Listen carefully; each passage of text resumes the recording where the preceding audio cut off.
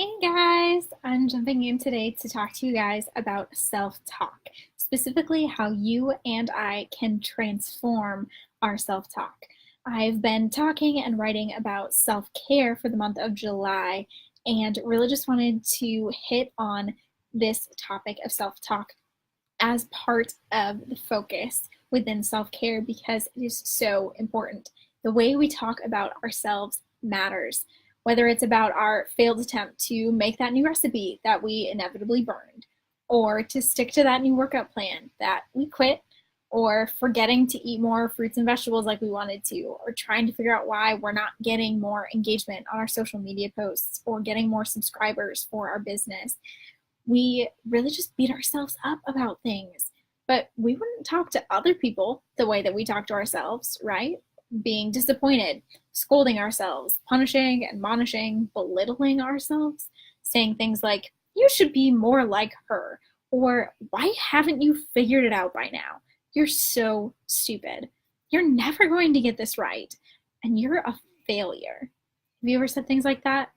I've said some of them and variations on them, and things that I think sometimes sound nicer but still aren't nice, right? Thinking, ugh, I should have done that better, or oh my gosh, I can't believe I did that again. When am I ever going to learn? And that's not helpful either, right? Imagine someone else saying those words to you, or overhearing someone else saying those words out loud to themselves. If you heard your friend saying, oh my gosh, you are such a failure to herself, would you let her get away with it? You'd probably say something, right? Because you don't want her talking to herself like that, and you certainly wouldn't call her a failure. So why do we let ourselves have that negative internal monologue going on? Why do we think it's okay to say those things to ourselves, but not to others, or to let others say them about themselves? We give ourselves a pass. We think it's different, but we really would want other people to stop. We would want other people to be kind to us, and we would want other people to be kind to themselves. So we need to turn the tables and think the same thing about our self-talk, about the way we speak to ourselves internally and externally. We don't take that kind of verbal abuse from others, but we take it from ourselves. For some crazy reason, we believe that it's true. Every thought that crosses our mind, every negative opinion we have of ourselves, we just accept it as truth. We choose to fill our minds with these negative thoughts and mixtapes day in and day out, but that's not helpful for us.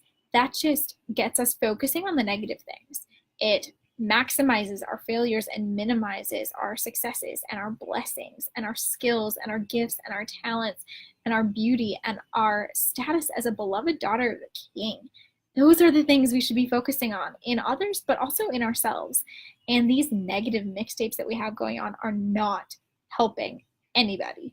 They're belittling us. They're keeping us small. They're having us live in fear because we don't want to feel that way. We don't want to mess up again. We don't want to be a failure. And we feel like we are when we mess up. And we keep telling ourselves that we are. So we internalize that identity and we start believing that we are those things, that we're messed up, that we're a failure, that we're never going to learn, that we're never going to improve. And when we hear those things over and over and over again, even if it's just our own voice saying those things, we believe them and then we don't try because we already think we're a failure. So why bother trying anything new? And that's what holds us back from pursuing our dreams in our lives, in our work, in our relationships, in our creative pursuits, in everything. Those words that we believe really transform our thoughts and our attitudes, and they kill our motivation and they kill our dreams. And I don't want that for myself, and I definitely don't want that for you.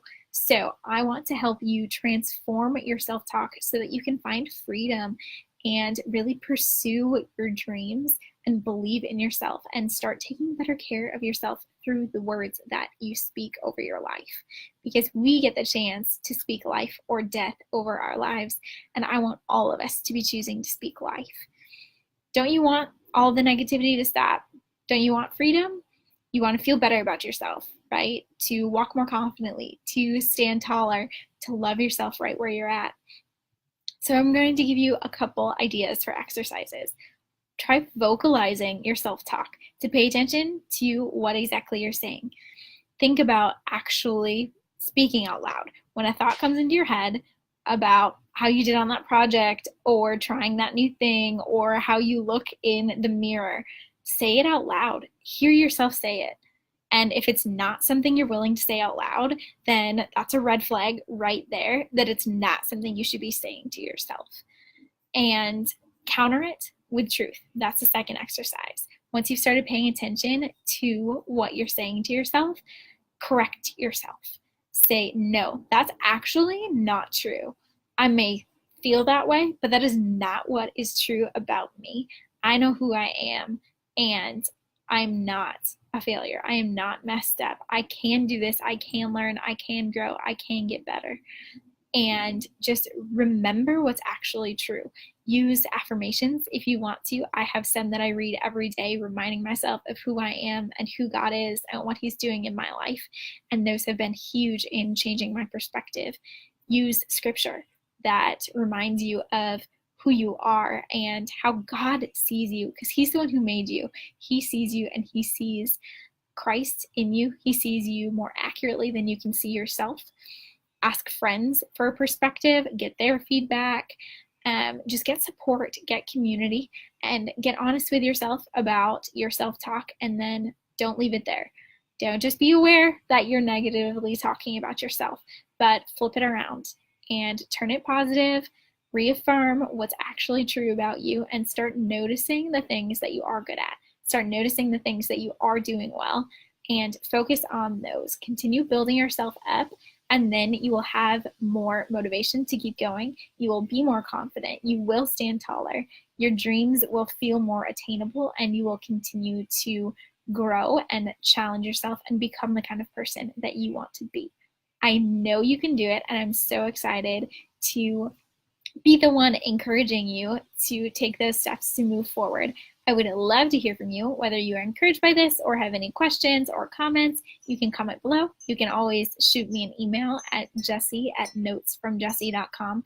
And if you want to chat any more about self-talk or self-care or any other goals that you might have for your life, your home, or your business, I would love to chat with you. And I put a link in the description where you can book a call with me so we can talk some more.